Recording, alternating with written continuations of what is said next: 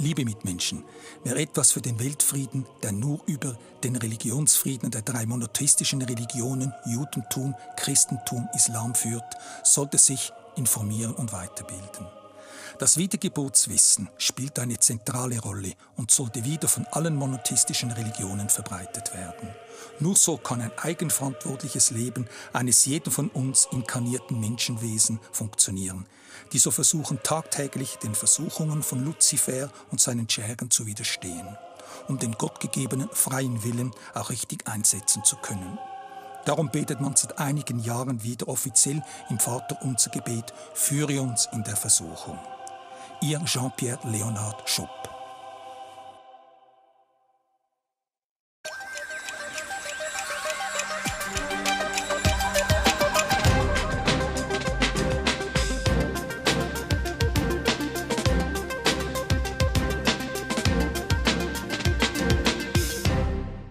Im Namen Gottes, des Allmächtigen. So steht es in der Schweizerischen Bundesverfassung von uns Eidgenossen. Ein herzliches Gott zum Gruß. Thema heute: Gotthard, das Gotthard-Bergmassiv. Über den Gotthard meint man, wir wissen viel. Aber eigentlich weiss man über unseren, ich sage einmal, heiligen Berg sehr wenig. Man weiss von den Säumen, die übergelaufen sind. Man weiss von den Kutschenfahrten, vom ersten Zugtunnelbau, vom ersten Strassentunnelbau, dann vom zweiten, der erst letztes Jahr aufgegangen ist, Zugtunnelbau durch den Gotthard. Aber der Gotthard ist noch viel mehr als das. Der Gotthard tut schon in ewigen Zeiten sehr vieles trennen und verbinden. Nord, Süd, West, Ost. 4 Sprachen. Deutsch, Rätoromanisch, Französisch und Italienisch treffen auf dem Gotthard. 4 Flüsse entspringend vom Gotthardmassiv.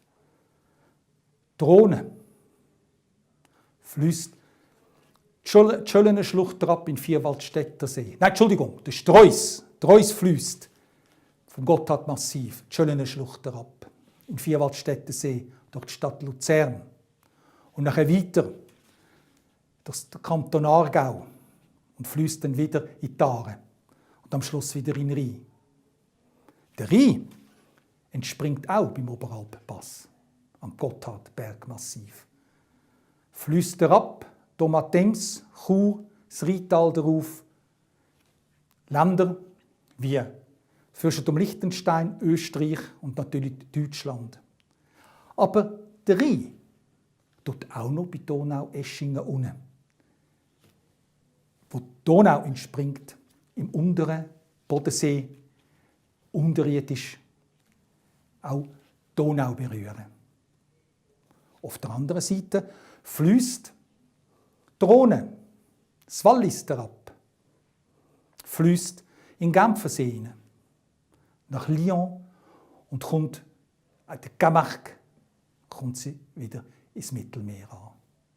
Und der Ticino, der am Kanton Tessin den Namen gegeben hat, beim Nufenenpass oben, springt sie auch im Gotthardmassiv. Die Leventina herab, Bellinzona in Lago Maggiore hinein, nach Mailand. Und dann südlich von Mailand fließt sie in Po und dann auch in die Adria ins Mittelmeer. Die Flüsse, die wir haben in ganz Europa, sind ähnlich wie unsere Adern, die wir haben im Körper. Ohne Blut lebt der Mensch nicht. Ohne seine Adern, die überall das Blut an den Körper transportieren tut. Und genauso ist es mit unseren Flüssen. Wenn man sich vorstellt, wie viele Länder von der Schweiz Wasser bekommen, einen grossen Teil, wie eben Italien, Frankreich, Österreich, Deutschland, Holland, weil der Rhein, der fließt ja dann in Rotterdam in die Nordsee. Und überall, wo die Flüsse, vor allem der Rhein oder die Rhone, einmal sogar in anderen Gebieten, haben die Römer vor 2000 Jahren ihre Städte gebaut, an einem Fluss, wo Leben ist. Der Gotthard teilt Norden und Süden, Westen und Osten, wie ich am Anfang gesagt habe. Der Gotthard ist das Zentrum von Europa. Nicht nur das Zentrum der Schweiz. Er ist die Seele. Ich bin an einem neuen Buch dran, wo genau das Thema der Gotthard und das Gotthardmassiv über das wird schreiben. Und Sie werden staunen, was man alles über den Gotthard zu erzählen weiss. Ich erzähle Ihnen zwei Geschichten. Eine kleine Geschichte, wo Sie schon mal etwas davon gehört haben. Man sagt, dass vor 800 Jahren die Göschener, weil sie immer ein Problem mit dieser Schöllener Schlucht, sehr mühsam war, dort drüber zu laufen. Darum hat es eigentlich auch immer wenig Soldaten gehabt. Schon gerade die Römer sind nie über den Gotthard gekommen, weil sie eben auf der einen Seite nie herabgekommen sind, wo sie nicht in den Norden gehen. Da hat man bei Baumstämmen mit Notbrücken, mit Notholzbrücken, hat man dort versucht, über die Rüsse überzugehen, der Schöllener Schlucht. Praktisch bei jedem Unwetter hat man wieder neu anfangen, eine Brücke bauen oder irgendeine Konstruktion. Eben die Göschener wieder einmal gesagt, soll doch der Teufel die Brücke bauen. Darum heisst dort auch die alte Brücke Teufelsbrücke. Weil leibhaftig ist er erschienen. Er hat gesagt, liebe Göschener, ich baue euch die Brücke. Aber die erste Seele, die über die Brücke geht, die gehört mir, die nehme ich mit. Wenn da kein Göschener daran denkt, was die Konsequenzen sind, so ist man auf das Geschäft eingegangen. Ein paar Tage später ist die Steinbrücke gestanden. Der Teufel hat natürlich seinen Lohn haben. Die Göschener waren schlau, wie auch viele Bergbewohner. Und haben als erste Seele einen Geissbock geschickt. Der Teufel ist so verrückt worden, ist aber nach Wasser, hat einen riesen Stein auf die Schulter genommen und ist richtig Göschener draufgelaufen. Dort sind ein altes Fraueli ihm entgegengekommen und gesagt, hey, macht doch eine Pause. Und während er eine Pause gemacht hat, hat sie ein Kreuz in den Stein eingraviert und der Teufel hat den Stein nicht mehr berühren und ist dann verschwunden für immer, sagt die Sage. An dieser Geschichte interessiert mich, die an die Wiedergeburt glaubt und sie in meinen Büchern hat beweisen können, die Geschichte der Seele. Die Göschener haben also schon gewusst, dass es eine Seele gibt, nicht nur bei den Menschen, sondern bei den Tieren. Darum hat ja das Wort respektieren Sie, Respekt vor Tieren, so etwas Wichtiges an sich. Darum soll der Mensch auch kein Fleisch essen. Wie es in 1 Mose 1,29 auch steht. Der Mensch sollte sich vegetarisch, eigentlich vegan ernähren. Er wird dann auch gesünder und gesunder werden. Und das wichtige Krafttraining nicht vergessen. Sie kennen ja meine Vorträge zum Thema Gesundheit. Schon die alten Griechen, die ionischen Griechen, Sokrates, sein Schüler Platon, in seinem Dialog und der Phaeton, kann man nachlesen, dass es eine Seele gibt und eine Wiedergeburt. Also wir sind nicht weit weg, weil wir nur einfach 1 und 1 zusammenzählen können. Gott hat uns der Gotthard erschaffen, kann man sagen. Wie er ja die ganze Erde und die ganzen Planeten erschaffen hat mit seinem Urknall. Es ist alles logisch und einfach erklärbar. Auch die Bibel muss logisch und einfach erklärbar sein. Und ich erlaube mir Ihnen jetzt, eine ganz einfache Geschichte noch zu erzählen. Die zweite, wo Sie selbst nur einen Teil davon schon gehört haben. Nämlich die Geschichte von Felix, Regula und Exuperantius. Darum sage ich immer in meinen Vorträgen Turicum, wie es früher Zürich heisst bei den Römern, Andermatt und das Gotthardbergmassiv. Das ist eine ganz wichtige Geschichte und darum schreibe ich darüber ein Buch. Felix, Regula und Exuperantius, die sind ja etwa 300 nach Christus bei der thebäischen Legion, das ist ja eine Legion aus Ägypten, aus Theben, nach Europa gereist und hätten dort sollen eine Christenverfolgung, also sogar Christen töten. Wie sie das nicht gemacht haben, erzähle ich Ihnen gerade, wie sich dort der Kreis schliesst. Ein paar sind geflüchtet worden, sehr viele sind getötet worden, die sich geweigert haben, Christen zu töten. Unter anderem ist auch Felix und Regula geflüchtet. Und der Exuperantius nach Zürich. In der Schule haben wir gelernt, dass sie auf dem Lindenhof oben in heißes Öl gerührt worden sind und sie sollen ihrem Glauben absagen, was sie nicht gemacht haben. Sie sind dann in die heutige Wasserkirche angegangen, wo sie heute steht, Wasserkirche. Man hat sie geköpft. Und darum sind es die 3 Stadtheiligen von Zürich, auch das Symbol im Siegel der Stadt Zürich. Sie haben ihre Köpfe genommen und sind noch 40 also 20 Meter darauf zum Grossmünster gelaufen, wo nach ihnen das Grossmünster gebaut worden ist. Es hat viele Religionskriege gegeben. Sie wissen ja, das Jahr 2017 ist 500 Jahre Jubiläum für den Luther und 2019 dann 500 Jahre Jubiläum für den Zwingli. Der Zwingli ist in einer Schlacht bei Kappelen gestorben. Krieg, Protestanten gegen Katholiken. In Andermatt hat ein Ägypter ein ganz grosses Hotelresort gebaut. Das Andermatt hat ihn magisch angezogen. Die wunderschöne Ebene, so ein Tal. Das Gotthardmassiv. Was ich Ihnen erzähle, weiss sehr wahrscheinlich nicht einmal er. Weil der Ägypter ist ein Kopt. Und Kopten sind Christen. Die hat vor 2000 Jahren sind es eigentlich die einzigen Bewohner in Ägypten. Erst viel später sind die Musulmanen gekommen. Und der Islam als Religion. Felix, Regula und Exuperantius sind auch Kopten. Christen. Und noch heute können Sie in Andermatt, in der Kirche von Andermatt, 2 Reliquien anschauen. Man sagt, es sind Schädel von Felix und von Regula. Und die Schädel hat Karl der Große gefunden. Als er von dieser Geschichte gehört hat, ist er von Deutschland oben runtergekommen und hat die Köpfe, die Skelette gesucht, hat tatsächlich beim Grossmünster 2, das dritte hat er nicht gefunden, Ausgaben gefunden und hat sie dann ihnen sehr das Grossmünster gebaut. Und um sie irgendwie zu verstecken, hat man sie dann später Schädel nach Andermatt geholt. So schließt sich dort ein unglaublicher Kreis. Und so ist der Berg, der Gotthardberg, eben etwas ganz Wichtiges. Bergvölker, die Schweizer, die Österreicher, die Franzosen, die Italiener, die haben viele mystische Sagen. Und jeder steckt der Kern der Wahrheit. Und in Film steckt der Kern der Wahrheit. Lesen Sie in Ruhe die Bibel. Lesen Sie in Ruhe das Alte und das Neue Testament und nicht den Koran. Und hinterfragen Sie, wenn etwas Ihnen unlogisch erscheint, wieso dass das vielleicht unlogisch erscheinen wird. In meinem einen Buch, das Medaillon Gottes, ist eigentlich alles erklärt. Andere Bücher hätte ich gar nicht mehr schreiben müssen. Aber ich habe dann gemerkt, dass die Geschichten wie Felix und Regula, dass das Kopten sind. Oder in der Geschichte der Teufelsbrücke, dass man dort von einer Seele in einem Tier reden tut. Durch einen muss zu fragen geben, wieso.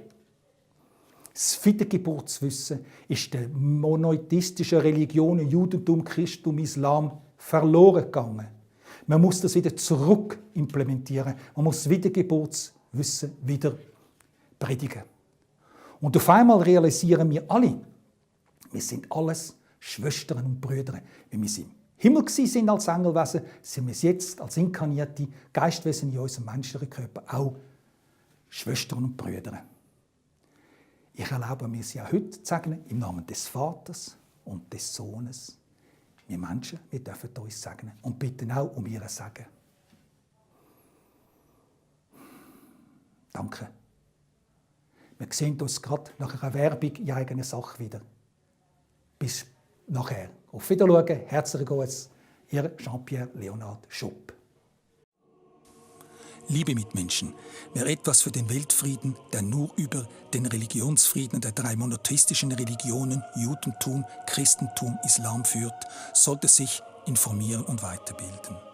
Das Wiedergeburtswissen spielt eine zentrale Rolle und sollte wieder von allen monotheistischen Religionen verbreitet werden. Nur so kann ein eigenverantwortliches Leben eines jeden von uns inkarnierten Menschenwesen funktionieren, die so versuchen tagtäglich den Versuchungen von Luzifer und seinen Schergen zu widerstehen, um den gottgegebenen freien Willen auch richtig einsetzen zu können. Darum betet man seit einigen Jahren wieder offiziell im Vaterunser-Gebet: Führe uns in der Versuchung. Ihr Jean-Pierre Leonard Schupp. Liebe Zuschauerinnen und Zuschauer, im Namen Gottes des Allmächtigen, so steht es in der Schweizerischen Bundesverfassung von uns Eidgenossen, begrüße ich Sie zu dieser kurzen Informationsrunde zum Thema Domainadressen. Auf meiner linken Seite, also auf Ihrer rechten Seite, sehen Sie das Dreieck mit den Symbolen der drei monotheistischen Religionen: Davidstern, Christuskreuz und Halbmond. Und monotheismus.org.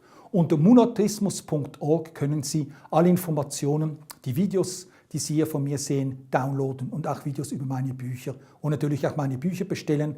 Aber am liebsten wäre es mir, Sie würden die in Ihrer Buchhandlung bestellen. Vielen Dank.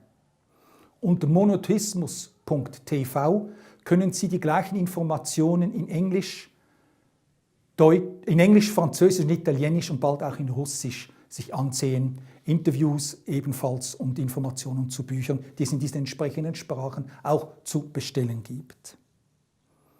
Neu wird sein, das sehen Sie hier zu meiner Rechten, respektive zu Ihrer Linken, das Logo zum www.gotthard.tv. Das ist mir ein doch sehr wichtiges Anliegen, weil es wird unter gotthard.tv und unter gottardo.tv das auch in Französisch und Italienisch zu sehen sein.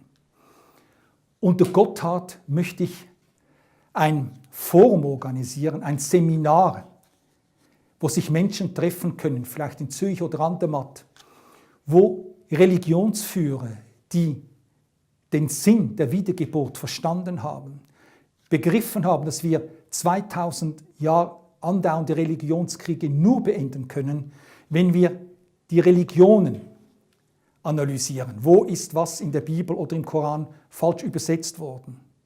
Warum hat man das Wissen der Wiedergeburt, wo es ging, immer wieder ausgemerzt? Gotthard TV sammelt alle die Domains auf, die ich Ihnen heute kurz vorstellen werde.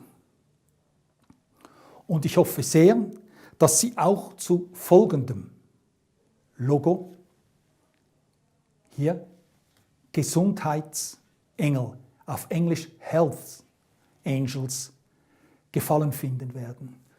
Weil ich habe gehört, dass jetzt in der Schweiz es langsam eine Berufsausbildung geben wird zu den Gesundheitsengeln.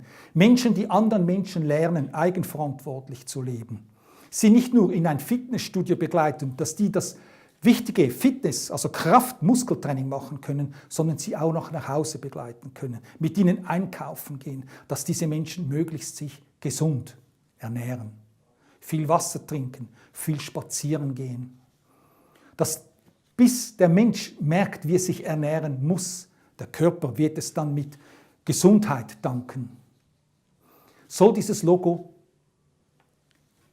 Gesundheitsengel im Mittelpunkt stehen. Jetzt schauen Sie doch einmal eine Zeichnung von Leonardo da Vinci, was dieser Mann für ein Genie war. Was war in diesem Mann für ein hohes Geistwesen inkarniert?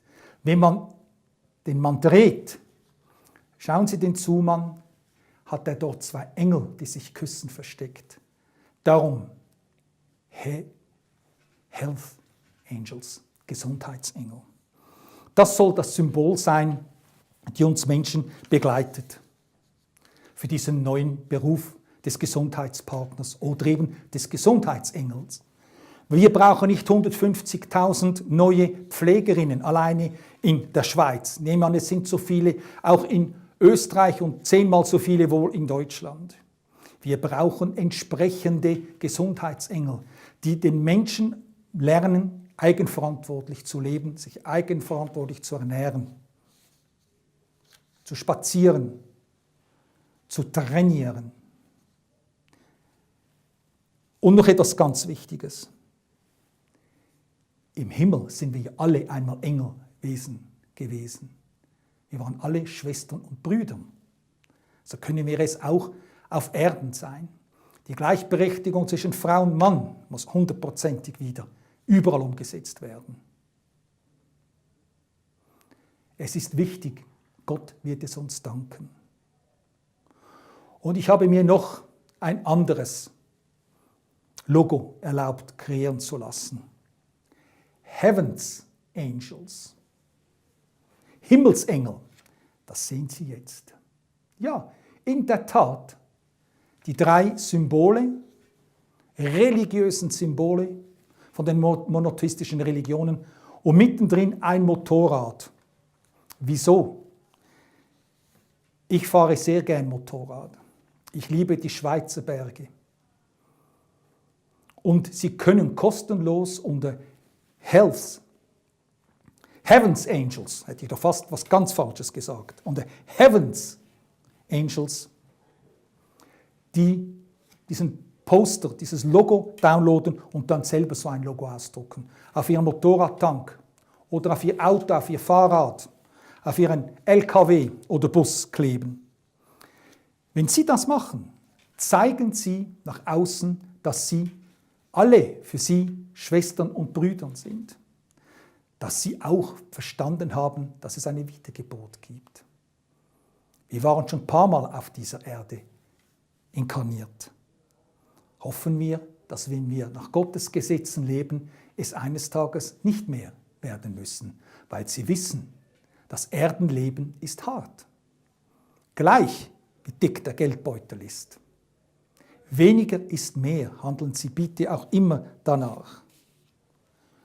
So werde ich immer am ersten Sonntag in den Monaten Juli, August und September, aber nur bei schönem Wetter, um 11 Uhr in Andermatt sein, am Gemstock-Parkplatz, dort wo die Gondel zum Gemstock hochfährt. Vielleicht kommen ein paar auch mit einer Warnweste oder mit einer, wo hinten das Logo drauf gedrückt ist, oder sogar mit einer Lederjacke oder auf dem Motorradtank geklebt.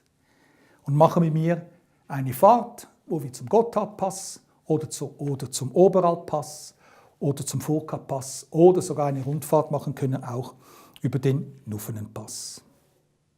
Liebe Wanderer, liebe Autofahrer, liebe Polizei, im Himmel reist man mit verschiedenen Geschwindigkeiten, ähnlich wie auch hier auf der Erde. Man wandert, respektive man schwebt durch das wunderschöne Landschaft im Himmel. Da gibt es ja auch unter anderem Berge. Oder man lässt sich von wunderschönen Pferden in einer Kutsche von A nach B bringen. Und je höher Sie als Engelwesen gestiegen sind im Himmel, gibt es die allerschnellste Geschwindigkeit. Viel schneller als die Lichtgeschwindigkeit hier auf Erden. Es ist die Gedankenschnelle. Sie denken sich etwas und sie sind Gedanken später genau dort, wo sie sein wollten. So reisen die hohen Engel im Himmel. Sehr schnell oder auch sehr angenehm. So bitte ich Sie im Namen vieler Motorradfahrer, und viele von ihnen sind gläubige Menschen, einmal da und dort ein Auge zuzudrücken, wenn wir manchmal vielleicht nicht immer auf den Tacho schauen, wenn wir auch die wunderschöne Bergwelt anschauen. Das Gotthardmassiv ist ein heiliges Massiv. Es gibt dann noch dieses Logo vom reformator.tv. Dort werden alle Videos, die hier Sie gerade sehen, sowohl in Schweizerdeutsch oder in Schriftdeutsch, Hochdeutsch aufgeladen sein. Alle Videos, die auch über Interviews mit mir gemacht wurden, über meine Bücher. So, liebe Schwestern und Brüder, es gibt viel zu tun. Und Gott, alias El, alias Allah, wird es uns danken, wenn wir uns auf Erden wie Geschwister in Frieden benehmen. Ihr Reformator Jean-Pierre Leonard Schupp.